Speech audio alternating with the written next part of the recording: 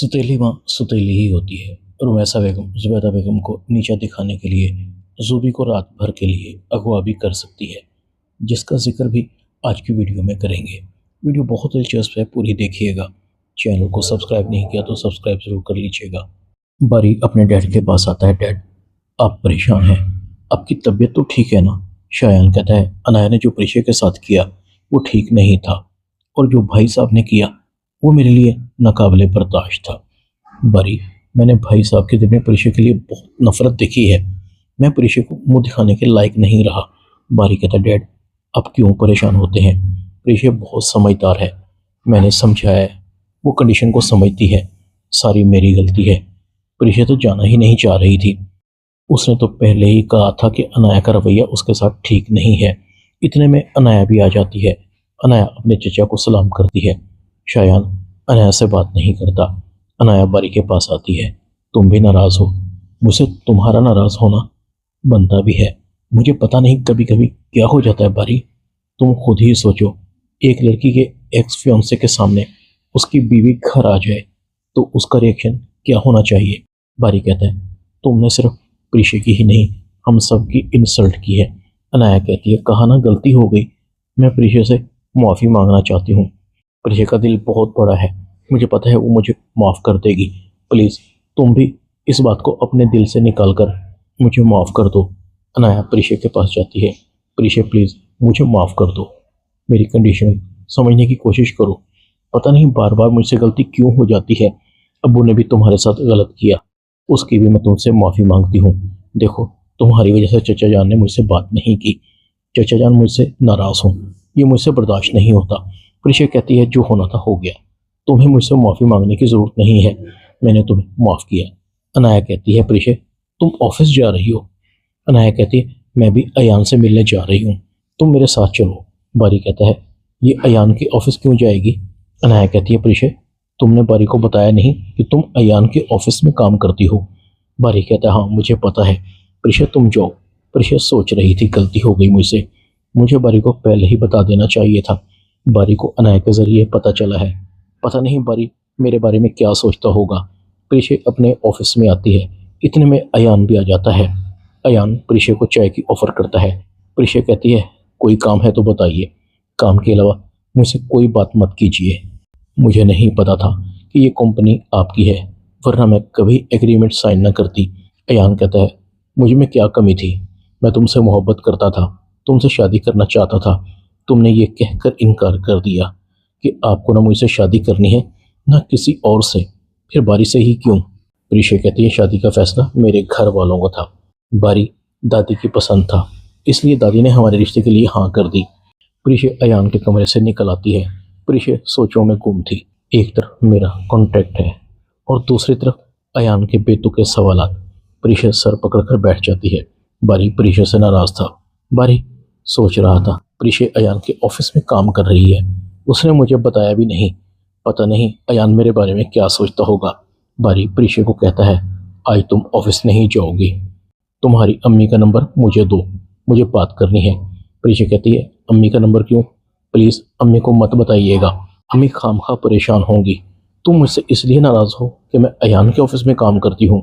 बारी कहता है, मैं इसलिए भी नाराज़ हूँ कि तुमने मुझे बताया क्यों नहीं। प्रीशा कहती है, बारी मुझे नहीं पता था कि ये कंपनी अयान की है, मुझे कल ही पता लगा है। मैं तुम्हें बताना चाहती थी मगर तुमने कल मेरी बात नहीं सुनी। बारी कहता है, तुम मेरी बात मानोगी नहीं तो मुझे मजबूरन आंटी से ही बात करनी होगी ना। प्रीशा कहती है, तुम्हें किसी से बात करने की ज़रूरत नहीं है, मैं आज ही अपनी जॉब से रिज़ाइन कर दूंगी। बारी ऑफिस चला जाता है।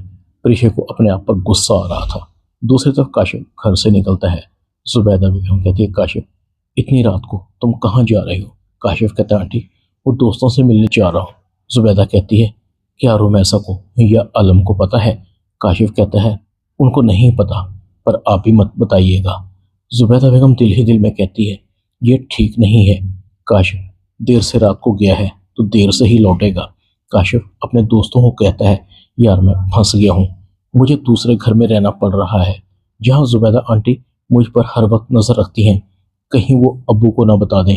अगर उन्होंने अब्बू को बता दिया तो अब्बू मुझे रात को घर से निकलने नहीं देंगे।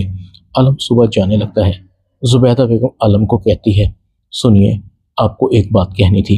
काशिफ रात को देर तक बाहर रहता है। रातों को बच्चों का बाहर रहना ठीक नहीं होता। आप काशिफ पर नज़र रखिए। इतने में रुमैसा बेगम आ जाती है। तुम्हें शर्म नहीं आती? एक बाप को उसके बेटे के खिलाफ भड़काते हुए। जुबैदा बेगम कहती है, मैं भड़का थोड़ी रही हूँ, जो देखा है वो बता रही हूँ। रुमैसा बेगम कहती है, अच्छा, तो तुम मेरे बच्चों के बाहर जाने पर नज़र रखती हो? ओ बीबी, तुम्हें मेरे बच्चों की फिक्र करने की ज़रूरत नहीं है। उनकी फिक्र करने के लिए उनकी माँ है। आइंदा अगर तुमने मेरे बच्चों की शिकायत आलम को लगाई तो मुझसे बुरा नहीं होगा। आलम कहते हैं, रुमैसा बेगम तुम खामोश हो जाओ। काशिफ किधर है? बुलाओ उसे। आलम काशिफ को देखता है। काशिफ रुमैसा बेगम को घर पर नहीं मिलता। आलम कहता है, इसका मतलब है काशिफ रात भर घर नहीं आया। लापरवाही की हद होती है। रुमैसा बेगम, तुम्हारे बेटों पर कंट्रोल नहीं है। आलम गुस्से से चला जाता है। रुमैसा बेगम जुबैदा बेगम को कहती है, मुझे और मेरे बच्चों को डांट पिलाकर तुम्हें क्या मिला? पड़ गई तुम्हारे कलेजे में ठंड? गलती हो गई मुझसे, मुझे इस घर में आना ही नहीं चाहिए था। जैसे ही काशिफ घर आता है, रुमैसा बेगम कहती है, कहाँ थे तुम रात भर? जानते हो तुम्हारी वजह से मुझे आलम से क्या कुछ सुनना पड़ता है। तुम्हारी वजह से जुबैदा बेगम के सामने मेरी नाक कट गई है। खबरदार, अगर आज के बाद तुम रात को घर से बाहर गए, लाओ बाइक की चाबी मुझे दो। रुमैसा बेगम काशिफ से बाइक की चाबी छीन लेती है। काशिफ कहता है, बाइक की चाबी तो दे दें, मुझे काम से जाना है। रुमैसा बेगम कहती है, जानती हूँ कौन से काम होते हैं तुम्हें। सारी रात दोस्तों के साथ आवारागर्दी करते हो। देखो, अब भी समझा रही हूँ, सुधर जाओ। मैंने तुम्हें बहुत ढील दे दी है। अब जुबैदा बेगम तुम पर हर वक्त नज़र रखती है। उसने तुम्हारे अबू को सब बता दिया है कि तुम रात भर घर से बाहर रहते हो। काशिफ कहता है, मैं वादा करता हूँ अब रात को घर से बाहर नहीं जाऊंगा। मुझे बाइक की चाबी तो वापस दे दें। रुमैसा बेगम काशिफ को बाइक की चाबी दे देती है।